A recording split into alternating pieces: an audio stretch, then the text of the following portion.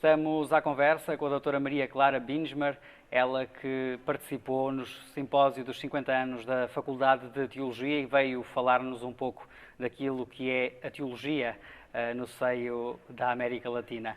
Antes de mais, agradecer a sua presença e disponibilidade em estar à conversa connosco. A primeira pergunta que lhe lanço é como é hoje entendida a teologia no seio da América Latina?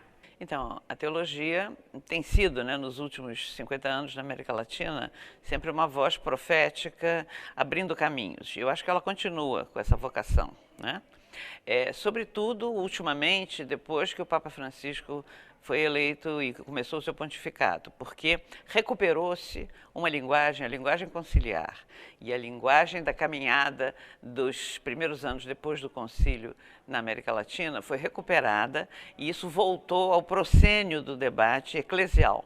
Então, acho que a teologia reencontra hoje essa linguagem e a sua missão de ser profética e também anunciadora de boa nova, de evangelho. Eu acho que isso talvez é a característica principal da teologia hoje, na América Latina, é isso, ela redescobrir a sua vocação profética e a sua raiz evangélica, que tinha meio ficado na obscuridade nos últimos 30 anos. A atitude do Papa Francisco, oriundo ele também da América Latina, tem também a ver com aquilo que é hoje a atenção redobrada que a Europa tem sobre esta região do mundo? Eu acho que sim, eu espero que sim. Eu acho que aqui na Europa ele está centrando forças de fogo na questão dos migrantes, que é o novo rosto da pobreza aqui na Europa, A vulnerabilidade dessas centenas de migrantes que chegam, muitos deles que morrem no mar Mediterrâneo e que buscam uma vida melhor, fugindo de guerras, de fome, de situações terríveis e tal. Bom, então eu acho que ele fala muito da cultura da indiferença, da cultura, referindo-se à cultura europeia.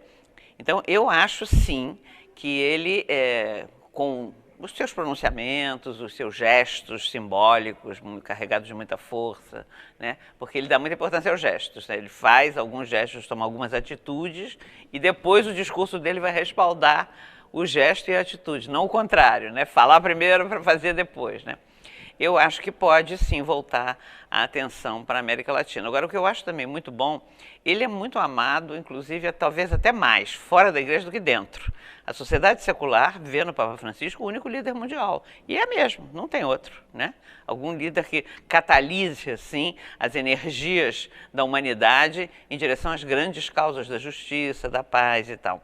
Então, me parece que a Europa, até mais a Europa secularizada do que a Europa eclesiástica, vê nele um futuro, uma abertura, uma coisa assim atrativa, no sentido da atratividade realmente das grandes pautas do cristianismo. E eu acho que ele trazendo isso com a sua identidade de latino-americano, volta o olhar da Europa novamente para a América Latina, porque a Europa foi muito parceira da teologia latino-americana nos primeiros anos, Então, todos os livros, os escritos da teologia latino-americana eram traduzidos e vendidos aqui, e os teólogos vinham muito aqui e tal. Depois houve o que nós chamamos de inverno eclesial, e isso meio que diminuiu, Então, eu acho que agora há uma nova força nisso tudo, e certamente o Papa Francisco tem um papel importante aí, Quais são os caminhos que o Sínodo da Amazónia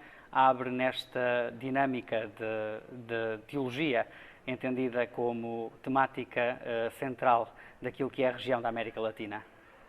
Então, acho que o Sínodo trouxe algumas coisas, só pelo fato de ter acontecido, já trouxe algumas coisas muito importantes. Primeiro, a própria sinodalidade, A gente viu a sinodalidade em ação, realmente, inclusive os membros da Casa Comum, todos dentro do Vaticano, índios com cocares. O Papa Francisco repreendeu severamente alguém que desprezou o cocar de um índio. Ele perguntou: acha que o seu birrete tricórnio que anda por aqui pelos dicastérios é menos engraçado, é menos diferente do que...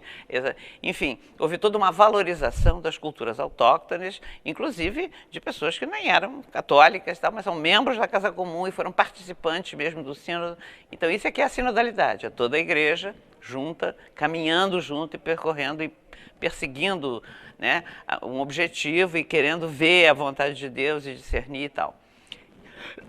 Isso foi uma das coisas. A segunda, me parece que foi importantíssimo o sínodo, porque, apesar de ser feito em Roma, estava com os olhos voltados para uma região do planeta onde estão uma boa parte das reservas futuras do planeta em recursos naturais e tudo, e que está em perigo, né? Corre o risco de ser dizimada, está em extinção e tal. Então, eu acho que nesse sentido foi muito importante que todo mundo estivesse com os olhos voltados para esse lugar do planeta e ver que não é uma coisa lá na selva, que não tem nada a ver comigo. Não, diz respeito ao futuro da própria humanidade, né? Então, ele insistiu muito, inclusive na conclusão do sínodo, que se desse muita importância ao diagnóstico que tinha sido feito da situação da Amazônia, que isso é que a sociedade tinha que se encarregar disso. Depois tem as questões de disciplina eclesiástica que ele falou. Ele disse, não fiquem com os olhos voltados só para isso, se vai ordenar homens casados, se vai ter o diaconato feminino e tal. Então, tudo isso, claro, que são questões também importantes, né? Importante por quê? Para que a igreja tenha campo de ação na Amazônia, porque a igreja está de mãos atadas, sem ministros, sem maneira de atender o povo. A Amazônia é uma região muito grande e tem muito poucos clérigos. Toda a vida da igreja está sentada no clero. Então, quando não tem clero, não tem igreja. Então, eu acho que isso também foi uma coisa muito importante. E depois, outra coisa que foi importantíssima, me parece, foi reeditado, em nova versão, o Pacto das Catacumbas, né? O Pacto das Catacumbas no Concílio foi feito também por vários bispos nas catacumbas de Domitilo, no mesmo lugar, e ali os bispos tomaram compromissos seríssimos, importantíssimos, que foram fundamentais para o rosto da igreja latino-americana. Tinha alguns africanos também e tal. Agora, nessa nova versão do Pacto das Catacumbas, entra a questão da terra com muita força, né? E os bispos se comprometendo, bispos e também assessores e outros segmentos da vida eclesial se comprometendo e fazendo um pacto para realmente viver radicalmente esses compromissos. Então, acho que foi muito importante também. A fechar, pedir-lhe só que nos deixe algumas motivações que podem levar alguém a optar pelo estudo da teologia nos dias de hoje. Bom, a minha motivação, quando eu fui fazer teologia lá nos anos 70, eu era jornalista, eu tinha outra profissão. Mas a Igreja do Brasil era a única voz que se levantava para defender os direitos humanos e denunciar as torturas.